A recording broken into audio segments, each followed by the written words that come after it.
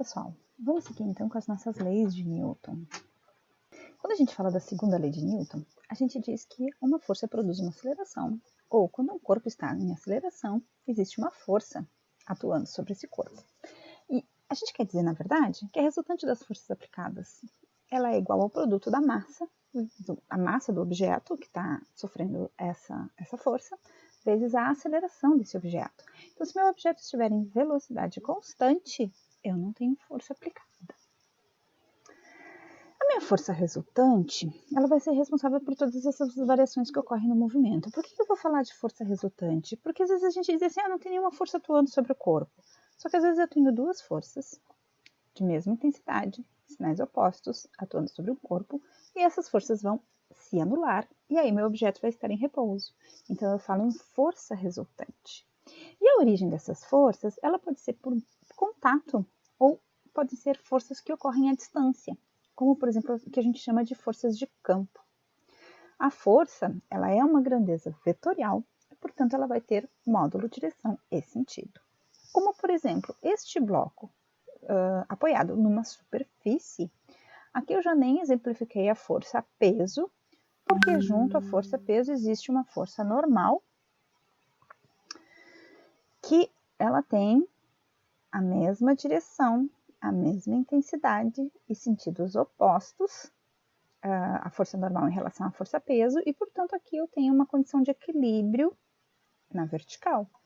Já na horizontal, eu tenho uma força puxando meu objeto para a esquerda e uma força puxando meu objeto para a direita.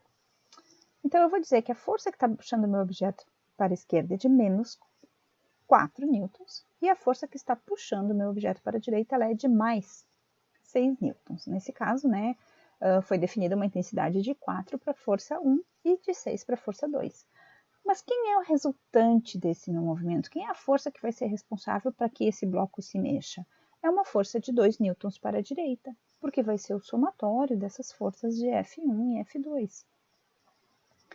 E claro, a minha condição de equilíbrio, não necessariamente eu tenho nenhuma força atuando, né? Eu posso ter, como nesse caso aqui de um objeto suspenso por uma corda, preso no teto, eu tenho a força peso puxando esse objeto para baixo. Mas por que o objeto não cai então? Porque ele está em equilíbrio. Ele tem uma força, é o caso do que eu comentei anteriormente, da força peso e a força normal. Só que aqui, em vez de eu ter a força normal, eu tenho uma força de tensão na corda. E essa força de tensão vai ser igual à força peso do meu objeto, por isso que o meu objeto está em repouso. O que a gente pode dizer que a gente tem um equilíbrio mecânico porque a força resultante é nula. E matematicamente a gente tem que o somatório das forças que atuam sobre o meu objeto é igual a zero. Ou seja, a soma vetorial das forças é nula. E é o exemplo desse objeto pendurado numa corda ou de um objeto que está apoiado sobre uma mesa. Quanto às nossas forças de campo, a gente tem força gravitacional, força elétrica e força magnética. A minha força gravitacional, por exemplo, é quando um objeto é abandonado e ele cai, né? Porque a Terra, o campo gravitacional da Terra vai puxar esse objeto como se estivesse puxando para o centro da Terra. E a gente tem também a força magnética. Aqui, nesta imagem, a gente enxerga dois alfinetes, um com uma corda.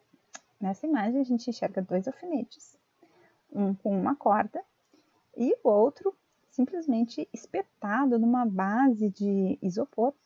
E aqui a gente tem um ímã. Força magnética é uma força de campo, não precisa de contato.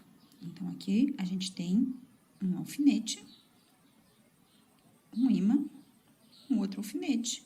O ímã está suspenso nesse alfinete pela força magnética e este outro alfinete está esticado também pela força magnética. Então, a gente observa que o único,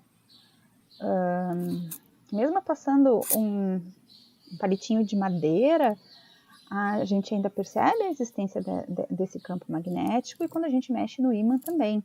Olha, eu vou precisar aumentar a distância desse alfinete em relação ao ímã para anular essa força, para ela parar de atuar em cima do meu objeto. E a gente tem também força elétrica. Então, na força elétrica, eu não preciso ter o contato do meu gerador de Van der Graaf com essa esfera aqui. E eu consigo, quando o gerador de Van der Graaf está em funcionamento, perceber uma faísca que sai entre esses dois objetos. Então, além dessas forças de campo, que são forças que estão atuando à distância, existem as forças de contato, que realmente eu preciso de uma aproximação muito grande entre o meu objeto para perceber a existência dessas forças. É um exemplo, por exemplo, da força de apoio ou força normal. Então, se eu tiver um livro apoiado sobre uma mesa, né, eu tenho duas forças atuando sobre esse livro. Uma é a força-peso, a força do próprio livro. Mas se o meu livro está em repouso, então obrigatoriamente eu tenho que ter uma força de mesma intensidade, sentido contrário, para que a minha força resultante seja igual a zero. Por isso que a gente diz que, nesse caso, a força gravitacional que a Terra exerce sobre o livro possui uma direção vertical para baixo, que é o peso do livro. E como o livro está em repouso, a força resultante dele deverá ser nula. Então, tem que existir uma força agindo verticalmente de baixo para cima, que é justamente a força normal. Então, dessa maneira, o livro exerce uma força de contato N sobre a superfície da mesa, que reage a uma força de contato P sobre a superfície da mesa, e a mesa reage com uma força N sobre o livro, pela condição de equilíbrio. Então, essa força é igual ao peso. Embora as origens da força sejam diferentes, elas estão atuando no mesmo objeto, em um único objeto. Porque se o meu objeto estiver sujeito a uma única força, então ele não pode estar em equilíbrio. A força resultante não pode ser nula. Apenas quando duas forças atuam em um objeto que eu posso perceber o equilíbrio desse objeto. Outra força de contato é a nossa força de atrito. Quando a gente puxa ou quando a gente empurra um objeto, nem sempre a gente vai colocar também ele em movimento. Por quê? Porque a força de atrito vai impedir que esse objeto se mova. E aí nós vamos estar falando de um coeficiente de atrito estático ou força de atrito estática. E essa força vai aparecer toda vez que a gente tentar mexer em um objeto.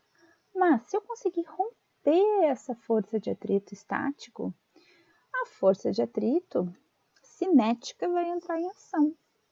Por que existe essa força? Porque existem rugosidades ou pequenas saliências nas superfícies, e essas rugosidades e saliências estão em contato. Então, para eu começar a mover o meu objeto, eu preciso de uma força um pouquinho maior do que depois para manter o meu objeto em movimento. Então, a minha força de atrito estático ela é sempre um pouquinho maior do que a força de atrito cinético. Claro que quanto mais lisa for a minha superfície, menor a probabilidade desse atrito estar atuando, né? Aqui a gente tem um exemplo, então, de um carrinho que ele foi lançado e ele percorre uma certa distância até ele parar. Ok, então, qual é a força, quais são as forças que estão atuando sobre esse carrinho? Na verdade, eu tenho a força gravitacional, como ele tem um contato, então a minha força gravitacional e a minha força normal vão se anular. Então ele não se move na vertical, ele vai se mover só na horizontal. E por que ele vai parar então? Porque justamente porque eu tenho a minha força de atrito atuando sobre o meu objeto. Senão, quando ele fosse lançado, ele seguiria com velocidade constante até que qualquer força atuasse sobre ele. E a força de tensão, outra força de contato, a gente já comentou lá no slide onde a gente fala sobre equilíbrio, né? Porque essa força de tensão da corda aqui, nesse caso, tem equilíbrio. Então, eu tenho o peso do meu objeto e eu tenho na mesma intensidade com sinal contrário, sentido contrário, eu tenho a força de tensão da corda que sustenta o meu objeto. Meu objeto poderia ser um pêndulo, estar em movimento, e aí essa força de tensão, ela sofreria algumas alterações, porque a minha força gravitacional continuaria atuando para baixo e a força de tensão da corda ela seria decomposta numa componente X e numa componente Y. Outra força é a força elástica. Né? A força elástica também ela é uma força de contato e ela e não necessariamente a gente precisa ter um elástico ou uma mola para ver essa relação de força elástica. Todos os objetos eles têm um pouquinho de elasticidade, o que quer dizer que todos os objetos possuem um pouco de força elástica também. A ideia aqui desse vídeo não é de falar de todas as forças que a gente conhece, né? Todas as forças que existem, porque teria também uma força de cisalhamento, que é contrária àquela força de tensão. Mas é para a gente ter uma ideia, então, justamente dessa relação de forças de contato e de forças de campo que existem, para a gente conseguir entender um pouquinho da nossa segunda lei de Newton, que é massa vezes aceleração. Ok?